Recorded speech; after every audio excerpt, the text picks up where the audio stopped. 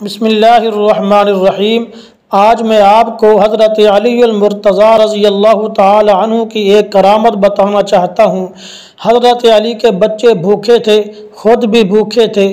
کسی سے 1 دینار قرضہ لیا اور بازار کو گئے کہ خورد و نوش کا سامان لے کر اپنے بچوں کے لیے کھانے کا انتظام کرتا ہوں، لیکن راستہ میں حضرت مقداد سے ملاقات ہوئی۔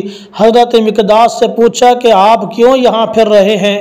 انہوں نے فرمایا کہ میرے بچے بھوکے ہیں، تو اپنے بچوں کی بھوک کو دیکھ کر میں برداشت نہ کر سکا تو میں گھر سے باہر نکل آیا ہوں۔ حضرت علی نے اپنا دینار وہ ان کو دیا، فرمایا تم اپنے بچوں کے لیے کھانے کا انتظام کرو۔ جب کہ حضرت علی خود بھی بھوکے تھے، بچے بھی بھوکے تھے۔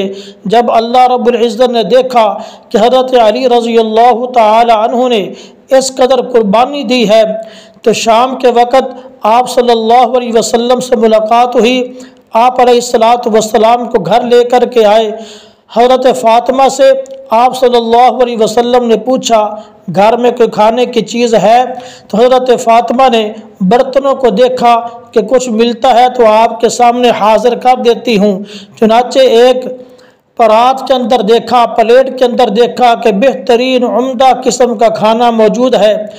جب حضرت علی اور اپنے باپ نبی کریم صلی اللہ علیہ وسلم کے سامنے کھانے کو پیش کیا تو حضرت علی دیکھ کر حیران ہو گئے کہ ہمارے گھر میں تو تھا کچھ نہیں، یہ کھانا کہاں سے آیا؟